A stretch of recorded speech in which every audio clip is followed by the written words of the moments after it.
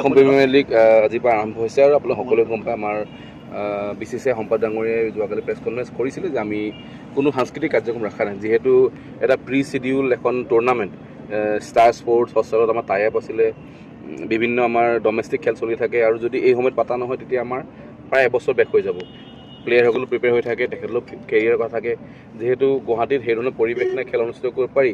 আমি এই খেলখন অনুষ্ঠিত কৰিছোঁ যি অকল আমাৰ খেল হিচাপে কৰিছোঁ, কিন্তু ইয়াত কোনো কালচাৰেল প্ৰগ্ৰেম নাই। আৰু আমিও আজি প্ৰথম দিন আৰম্ভ হৈছে, প্ৰথম দিন আমি আমাৰ বিষয়সকলৰ প্ৰচেছত আমি আজি কালচাৰেল প্ৰগ্ৰেম নকৰি আমি আজি ফ্লাডাৰী বস্তু আমি ফ্লেগ অফ কৰিছোঁ। মই ভাবোঁ সেইটোৱে এছিয়াৰ সকলো বিষয়ববীয়া এছিয়াৰ প্ৰচেষ্টা যে আমি খেলো আগুৱাই গৈ লৈ থাকিব লাগিব। তাৰ লগতে অসমৰ যি এই পৰিৱেশ সমস্যা, যি আজি অসমৰ এটা খুব মই ভাবোঁ এই তিনিখন জিলাৰ কাৰণে খুব এটা ভয়াৱহ পৰিৱেশ, এই পৰিৱেশো থাকি আমি তেখেতলোকক সহায় কৰিছোঁ। আৰু যি খেলুৱৈসকলৰ আৱেগ এখন অসম প্ৰিমিয়াৰ লীগ অকল অসমৰ বুলি নহয়, গোটেই সৰ্বভাৰতীয় পৰ্যায়ৰ এখন খেল হয়, গোটেই অল ইণ্ডিয়াৰ চকু থাকে, চিলেক্টৰ চকু থাকে, যদি প্লেয়াৰসকল ডিপ্ৰাইভ নহয়, খেলুৱৈ খেলি আছে আৰু আমি আমাৰ কাম কৰিছোঁ। মই ভাবোঁ যে আগন্তুক সময়ত যাতে আৰু পৰিৱেশ ভাল হ'ব অসম, আৰু আমি অসমৰ পৰা আৰু ভাল খেলুৱৈ পাম যিসকলে ৰাষ্ট্ৰীয় দলত খেল নিজকে তাত ইণ্ডিয়ান টিমো যাব পাৰে।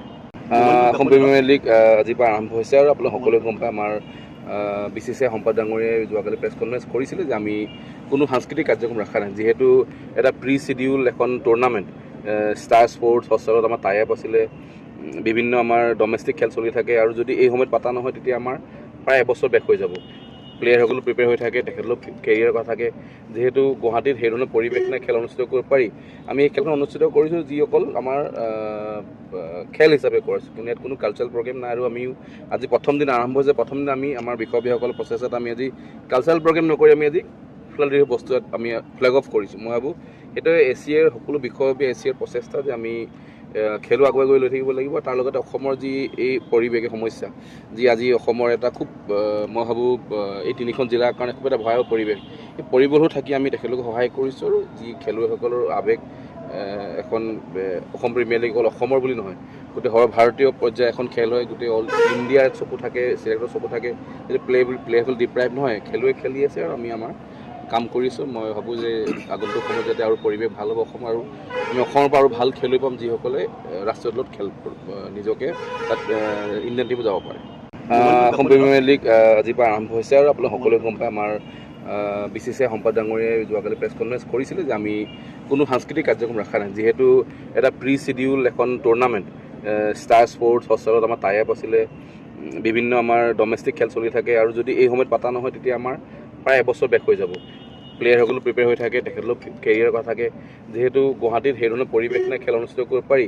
আমি এই খেলখন অনুষ্ঠিত কৰিছোঁ যি অকল আমাৰ খেল হিচাপে কৰিছোঁ, কিন্তু ইয়াত কোনো কালচাৰেল প্ৰগ্ৰেম নাই। আৰু আমিও আজি প্ৰথম দিন আৰম্ভ হৈছে, প্ৰথম দিন আমি আমাৰ বিষয়ববীয়াসকলৰ প্ৰচেছত আমি আজি কালচাৰেল প্ৰগ্ৰেম নকৰি আমি আজি ফ্লাডাৰী বস্তু আমি ফ্লেগ অফ কৰিছোঁ। মই ভাবোঁ সেইটোৱে এছিয়াৰ সকলো বিষয়ববীয়া এছিয়াৰ প্ৰচেষ্টা যে আমি খেলো আগুৱাই গৈ লৈ থাকিব লাগিব। তাৰ লগতে অসমৰ যি এই পৰিৱেশ সমস্যা, যি আজি অসমৰ এটা খুব মই ভাবোঁ এই তিনিখন জিলাৰ কাৰণে খুব এটা ভয়াৱহ পৰিৱেশ, এই পৰিৱেশো থাকি আমি তেখেতলোকক সহায় কৰিছোঁ। আৰু যি খেলুৱৈসকলৰ আৱেগ এখন অসম প্ৰিমিয়াৰ লীগ অকল অসমৰ বুলি নহয়, গোটেই সৰ্বভাৰতীয় পৰ্যায়ৰ এখন খেল হয়, গোটেই অল ইণ্ডিয়াৰ চকু থাকে, চিলেক্টৰ চকু থাকে, যদি প্লেয়াৰসকল ডিপ্ৰাইভ নহয়, খেলুৱৈ খেলি আছে আৰু আমি আমাৰ কাম কৰিছোঁ। মই ভাবোঁ যে আগন্তুক সময়ত যাতে আৰু পৰিৱেশ ভাল হ'ব অসম, আৰু আমি অসমৰ পৰা আৰু ভাল খেলুৱৈ পাম যিসকলে ৰাষ্ট্ৰীয় দলত খেল নিজকে তাত ইণ্ডিয়ান টিমো যাব পাৰে।